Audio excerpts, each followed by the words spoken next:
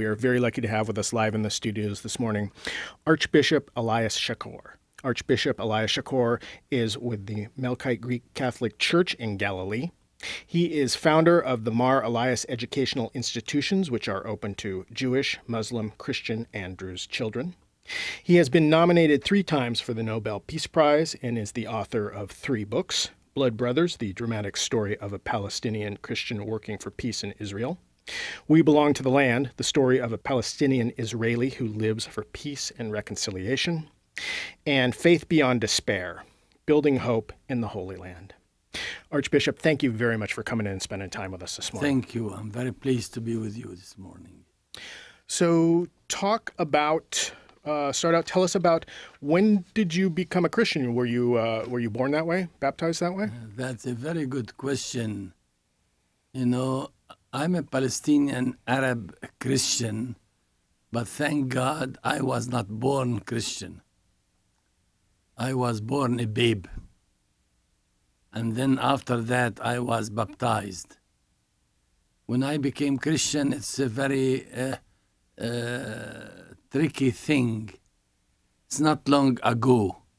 For us Palestinian Christians, we still consider time in a different way. We relate to time differently. So we believe that 1,000 years are like one day before the Lord. If that's true, like the Psalms say, what are 2,000 years? It's the day before yesterday that my compatriot, the man from Galilee, Jesus Christ, was hanging with our boys and girls, men and women, was sharing our funerals, our weddings, was caring for our shepherds, for our elderly people, watching our clouds. And he has chosen 12 persons from my country, my region, Galilee. And these were the first ever to become Christians. That means to become followers of Jesus Christ. And it's the day of the Pentecost, 50 days after the resurrection of Christ, when these disciples were with their friends. There were 120 men from Galilee. They were gathered, they received the Holy Spirit and were enlightened, became fearless of anybody, and went out preaching the resurrection of Christ. It is then the Christian community started to be existing. It is then I became Christian. And those present were my ancestors. Some among them were Jewish. Some others were Romans, some others were Greeks, and some others were Arabs. There was no American then. It is then that I became Christian.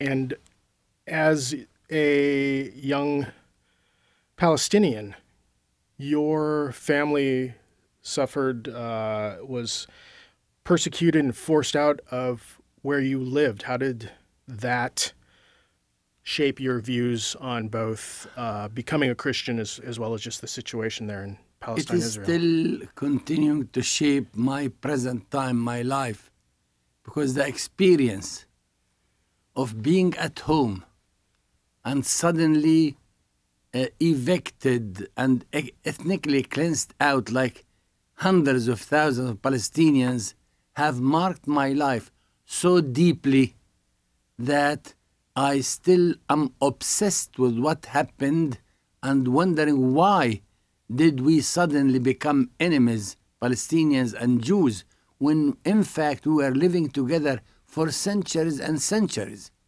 And if I have any dream, it is to contribute as little as I can, as much as I can, to bring back Jews and Palestinians to recognize each other's dignity and right to existence, right to the land, right to live and to be free. So you don't harbor any ill will then towards Israel from having to witness what happened to your village? I wonder why should I harbor these negative feelings against the Jews. They had enough negative feelings against them during Second World War. What I deplore very, very seriously is the fact that for many decades, they projected on us to be the remnant of their enemies when we were always their friends and we wanted to stay their friends. And it's very easy to situate yourself as the enemy of someone who has hurt you. But what is the use of that? You multiply violence, you multiply bloodshed, you multiply hatred, you multiply orphans and widows and martyrs. What is the use of that? Everybody can do that. Not everybody can say, no, I will try to win the friendship of those who consider themselves to be my enemies. And that's my real dream, is to bring my Jewish brothers and sisters to understand that I have a dignity. And without them seeing their dignity on my face, they will have no dignity whatsoever. We are intertwined together. Besides that, we Jews and Palestinians, I say we, I don't say they and we Jews and Palestinians, we pride ourselves to be the children of the same Iraqi citizen called Abraham. Abraham the patriarch. In fact, Abraham was not a Jew. Doesn't he say in the Talmud, Ger Anochi Hay Ben Am Goy, I am a Gentile living among Gentile nations? And he never is introduced, neither in the Bible nor in the Jewish Talmud, as being the father of a tribe or a group or a political band. He is always introduced as the father of many nations. Why should we be so silly today to rely on American weapons? Not that American weapons are bad. All weapons are bad. Why should we rely on weapons to protect ourselves from our neighbor who should be our brother? Not our other, but our brother. What was your motivation in becoming a pastor? Well, that's a very nice story. It's a love story, I think, yeah. My father, of good memory, suffered a lot since we were evicted from our homes, and the village was destroyed for no reason, despite the resolution given 3 times by the Supreme Court of Justice of Israel that we had the right to return. The army destroyed the village. Father was a very committed Christian. His life turned around his church in the village. Everything referred seriously to in life was taken from the church. And he wanted one of his children to become a priest. I don't know why. It's very normal for a committed Christian. So we were 5 brothers. He tried with the 4 other brothers, and none of them wanted to stay to become priest. So the one who remains was the youngest, and I was the youngest. Was delivered to the bishop. I did not have anything for becoming priest or against becoming priest. I was brought up with a certain real love for my compatriot, Jesus Christ. I liked him. I loved him. And I loved to talk with him. I used to climb on the tree, and my fig tree is still there, living. But it's crying for us to come back. I used to climb on that tree and speak with my compatriot so much about what he said, reminiscing what he has written, what was written about him. It is so great. I had nothing in my mind to become a priest, but I wanted to stay his friend. You know, with the time, the idea developed about priesthood, about ministry, and that's how I decided, since I understood to become a priest would be for me, not for everybody, the best way to serve my people and to be an agent for peace and for reconciliation through justice and integrity. And I studied in Haifa for my elementary school level, then in Nazareth for my high school, and then I was sent to Paris for 6 years. And there I studied what not? Everything: Bible, church history, sacraments, Mariology, angelology, etymology, everything that has logy in it. 6 long years in Paris. Now that I am the Archbishop, can I tell you a secret? I know that I'm on the radio. So it's a strange secret. I have forgotten so far everything. All I remember is that God does not kill and God is love. And I'm spending my life to commend that fact and to propagate it everywhere. That's why I became priest. That's how I became priest, with the grace of God. So when did you start becoming more active in trying to bring about peace? Well, after my ordination to priesthood in Nazareth, my bishop, who was a very holy man, but very strange also, he said, Elias, you go to Ibilin, it's a village, for 1 month, and then we'll decide your final assignment. I said, okay, sir. I was too young to question the bishop's assertion. I did not know what I know now, even by practice, being the Archbishop of Galilee, that we bishops are inclined or tend to forget very easily. And my bishop forgot me in that village. And I forgot myself. I waited 38 years to see the end of that month come. Meanwhile, I studied the situation of the Arabs in Israel. Who are they? Why are they minority? Why are they distinguished by being Arabs versus Jews? And I discovered the immense tragedy that took place in 1948, when Israel was created not on an empty land, but in an overpopulated land, overpopulated with Palestinians. And they thought that there is no place for two people on the same tiny land. So they had either not to come or to get rid of the Palestinians. That's exactly what they wrongly did. Now they regret it. They don't know how to deal with it, because they denied the existence of the Palestinians. While the Palestinians were reduced to refugees, to become the Jews of the Jews, and very small minority was able to stay inside the territory of Palestine, which became Israel. And I am one of those.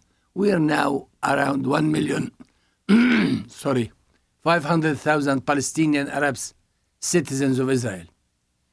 Among those, there's a very small Palestinian community, which does not exceed 150,000 Palestinian Christians. We represent 25% of Palestinian Christianity.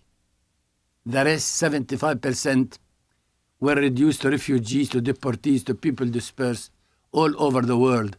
And if I meet them here in the States, there in Australia, in Africa, in Europe, my only wish when I see them, oh my goodness, why should they be there?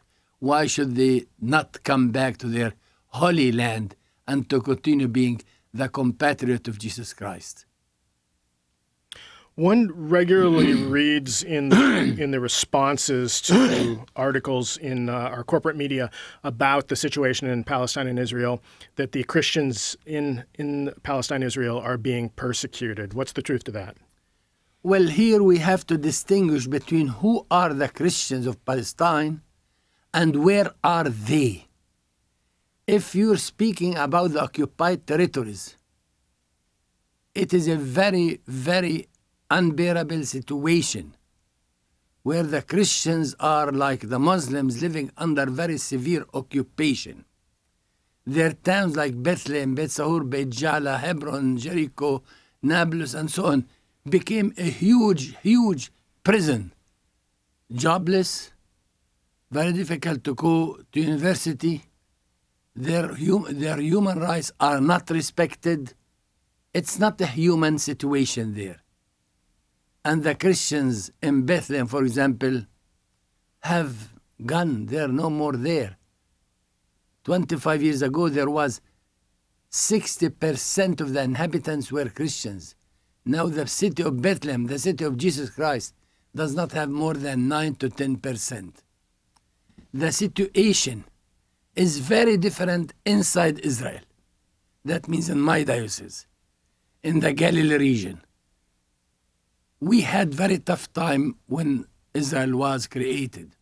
We lived over 20 years under strict, brutal, unacceptable military government. Since then, the military government was abolished. Now we are free to circulate. We're free to have business, to vote. If we ask whether we have the right to worship or not as Christians inside Israel, I must say without any hesitation that we have the full right to worship as we want, in the way we want, provided we do not touch any Jew or influence anyone with our preaching or worship. Nonetheless, in the past few years, we have witnessed very many acts of vandalism against our churches, holy places, against our cemeteries. They came and opened the tombs and leave them opened. They go and write nasty words on the churches, on the tombs, everywhere. And that's very, very sad. Or they go and burn convents like the monastery of Latrun and the monastery of the Cross in Jerusalem. We see these acts of vandalism growing and multiplying more and more, since there is a feeling that the Israeli people are shifting towards a more right-wing politics, which is based much more on fanatical Judaism. But on the contrary, in Haifa, where I am living, you cannot really say that there is any persecution. There is a living together in Haifa. You can go to an office where there are 4 employees, secretaries. 2 might be Arabs, 2 might be Jews, or 3 might be Arabs, 1 Jew. You go to the hospitals in Haifa, for example. Most of the excellent doctors are Arabs. I had surgery in one of the hospitals in Rambam. After I finished surgery, I woke up and around me 11 surgeons were standing there. I looked at them, 9 of them were graduated from my school in Abilene. It was a very special feeling. Yeah. So with regard to persecution, there is no persecution inside Israel. But with regards to injustices, there are lots. With regards to some kind of direct or indirect oppression, there are lots, but there's no persecution. Talk about your school program that you founded. Well, it's a love story, the schools that I founded, because I built them wanting to be in order, in regular situation. I always applied for building permit wherever I wanted to open a school, but I never was able to obtain a building permit. So I was cornered either to build without building permit or not to build at all and stay there at home contemplating the clouds, which is not fitting my persona. So I decided to build without building permit, Kay Surah Surah. To make a long story short, we built the first building and started the school with 82 children. 25 years later, this school housed over 4,500 students with 200 faculty members. Around 100 among them were PhD holders. 90 were master degrees holders in different disciplines. Our students, because we are Christians, we are very, very serious Christians. If anybody does not want to speak with serious Christians, I pity him or her, let him be away. But if you want to talk with me, you're talking with a very committed Christian. We are committed Christian schools. We believe in our values. And because we are Christians, we cannot tolerate to be alone, to be isolated, to be secluded, to be considered as better than the others. We need to open our doors as our hearts for those with whom we live. I mean, the Muslims and the Jews in Israel.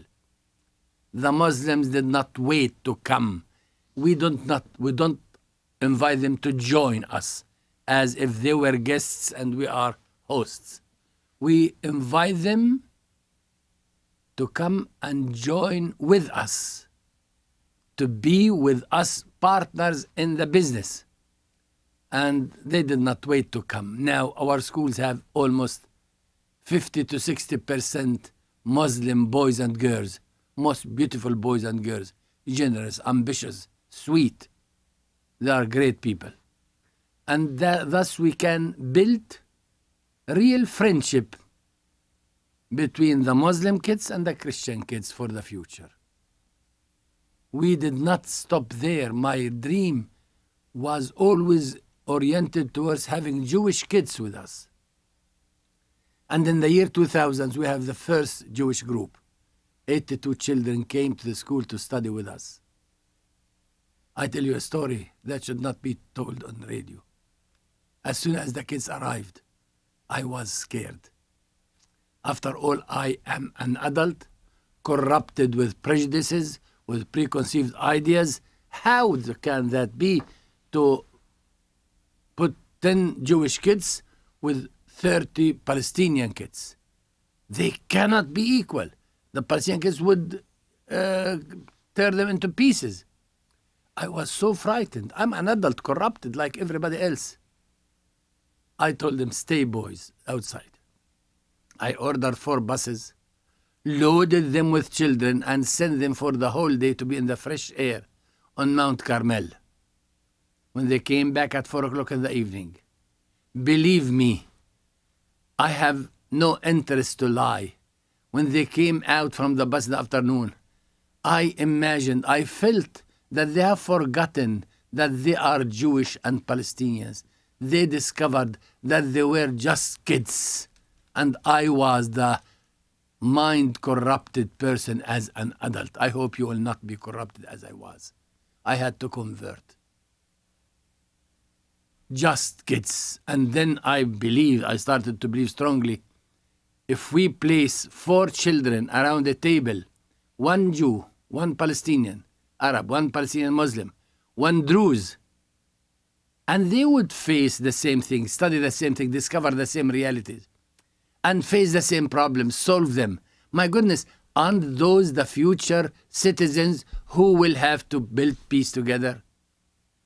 I believed in that. I still believe in that. I'm ready to give all my life, the last drop of my blood, to bring Jewish kids together with Palestinian kids from different religions together.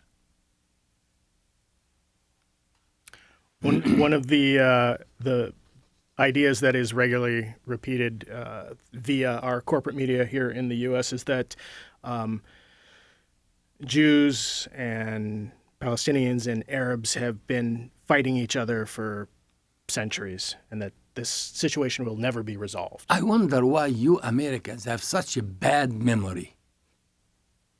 You know, I will tell you something that will shock many of those who listen to us. We Palestinians and Jews do not need to learn to live together. We don't need that.